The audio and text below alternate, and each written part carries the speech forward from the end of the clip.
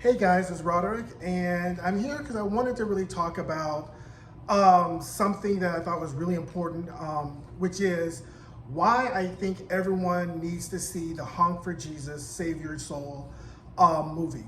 It's a really great movie. It was written and directed by Adamo Ebo, please excuse me for the phonetic pronunciation, and it's currently available on Peacock streaming. Now, there's a ton of videos that are out there really going back and kind of recapping and reviewing the movie. But what I really want to do is kind of have a more elevated conversation about why it's important to actually see this film and more films like this. So we're really not going to go into necessarily the specifics of the film because I don't want to spoil it for anyone or really jaundice anybody's kind of point of view, but really kind of have a more elevated discussion as to why films like this are important and why you really should see this film in particular. So let's get to it. First, and most importantly, one of the things is that it's very important, I think, as a viewer, as a consumer of art or television or the cinematic arts, to diversify your artistic consumption, for example. A lot of times, especially with films that are targeted or that are made of potentially all black casts, they all seem to hit the same type of note with the same type of characters, and we tend to see kind of the same type of genre of films coming out there. Honk For Jesus, Save Your Soul is definitely not that. I think that one of the things that kind of got such a fiery or mixed set of reviews from the film is that many people went into the film thinking that it was going to be one thing and they really was actually another, which I particularly think is very good. I think it's important for everyone, especially if you love watching television, you like watching films, for you to really diversify and not really kind of see the same type of films or the same type of genre of television shows that you typically like to watch. It's, art is really meant, to engage your heart, engage your minds, and engage your thinking, and really engage conversations across communities. I think that a lot of times we just reach for the low-hanging fruit when it comes to certain type of television shows, especially when they're targeted or theoretically targeted towards a certain type of demographic.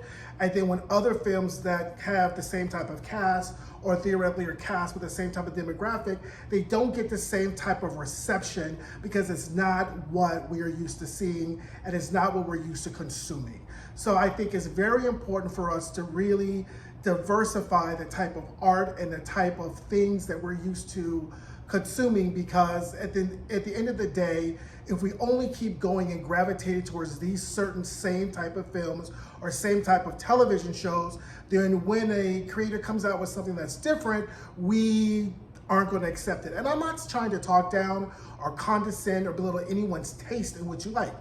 You like what you like. I'm saying, if you think about it, if all you eat and do is McDonald's, then if someone were to take you to a 5-star restaurant, you really couldn't appreciate what the chef was putting out there if all you're used to is consuming fast food, processed food. Not saying necessarily that Honk For Jesus is a Jean-Georges kind of production, but again, it's important for us to identify and diversify really type of things that we consume cinematically and on television, so that we can have at least an appreciation. Even if we don't necessarily agree or like what's being said, we can appreciate it. There are lots of filmmakers out there who may not necessarily like the type of work that they do, but I can appreciate it for the work that has been done.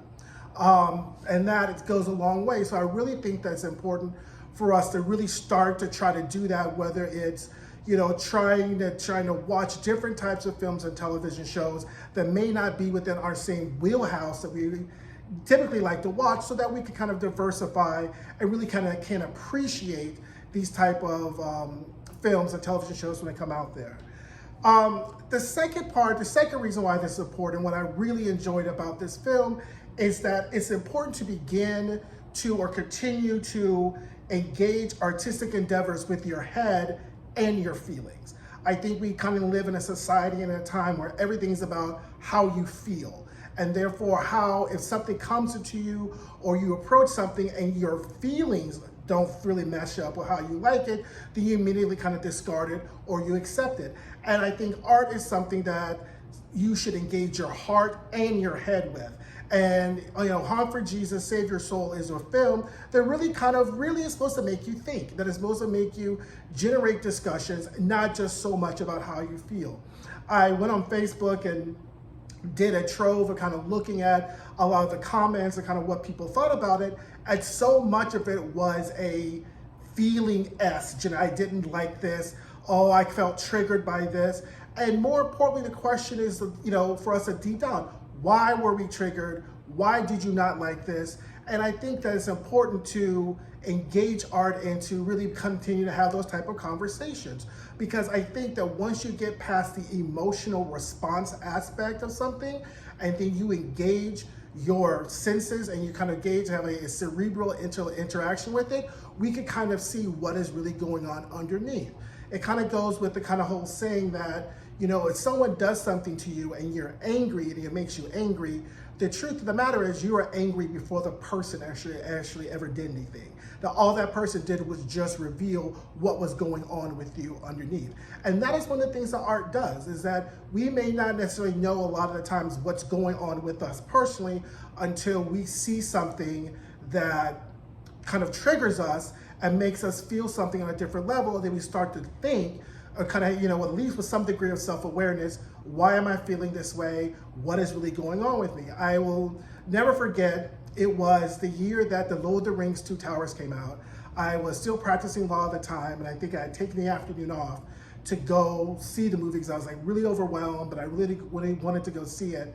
And when it comes to the scene, I remember when Gandalf arrives at the beginning of the first day, and then the horse goes up and the sun is shining and the music begins to swell. I remember I just started to bawl in the middle of the movie theater.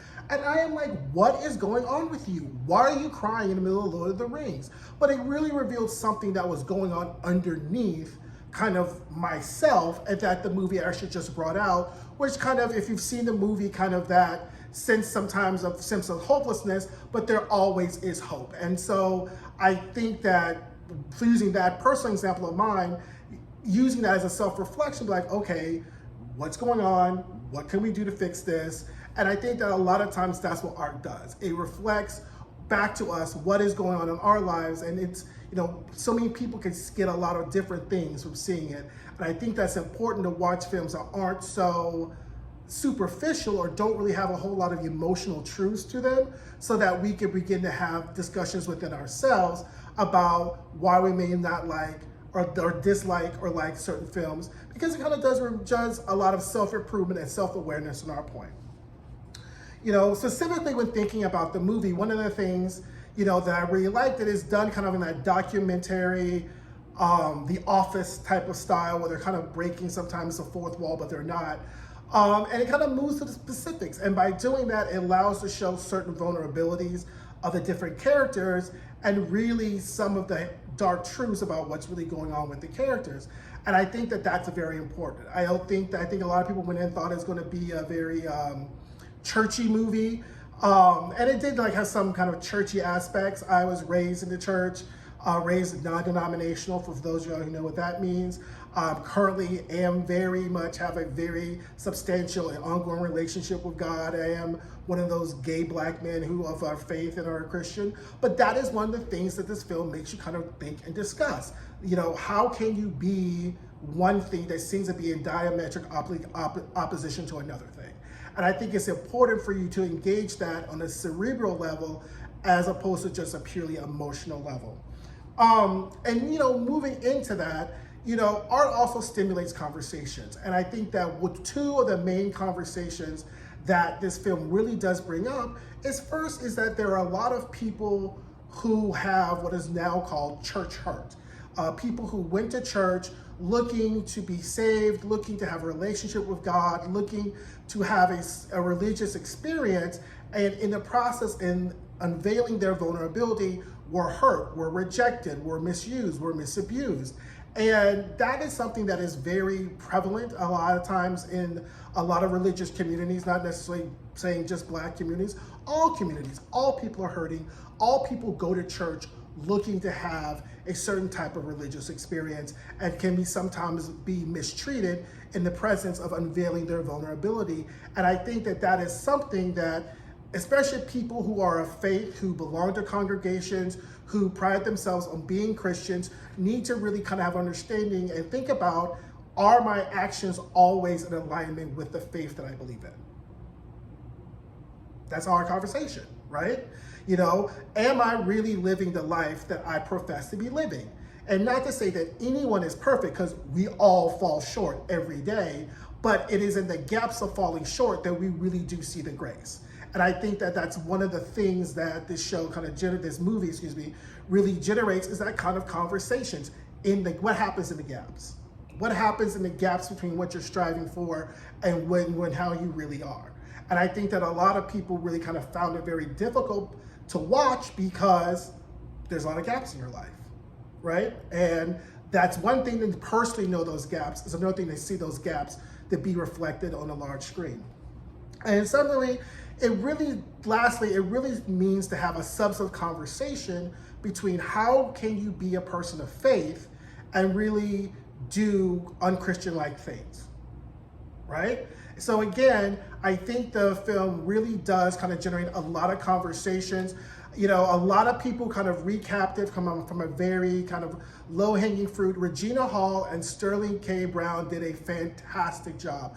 Kudos to them. They do the type of work and artwork that I, strive to do every day as actors, and they did a fantastic job. And a lot of people probably won't really talk about this film, and it probably won't be celebrated on a lot of the mainstream platforms, but it deserves to have the conversation and the recognition, because unless we embrace, or at least attempt to embrace, these more types of films, then when creators come out with films that may not be what you thought it would be, they immediately get dismissed. And then immediately it becomes, oh, these type of films is not good for the market, when, the bar is it's a really high bar when you have films that are potentially like all black cast, because unless everybody likes it, or theoretically all the black people like it, it is deemed a failure, when it's not the same type of bar for other movies or other television shows. So I just ask you to really go to Peacock if you haven't. Get the free trial. I get no kickbacks from Peacock. I get no kickbacks from the film.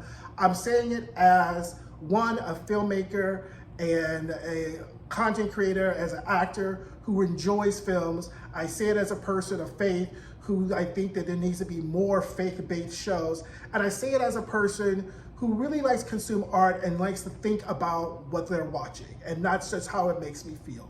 So anyway, once again, go see Honk For Jesus, Save Your Soul. Please share this, generate some conversations on your platforms. I'm not saying I have the sole right opinion about this. I just think it's important for us to have a conversation and a dialogue, and then we can keep on going and talk about it. And then when the next film comes out there that's like that, we can continue to have this conversation. That's why I think it's important to have this platform. That's why I think it's important to have more movies out there like that. So anyway, have a great weekend, and I will see you all next week for The Handmaid's Tale. Bye, guys.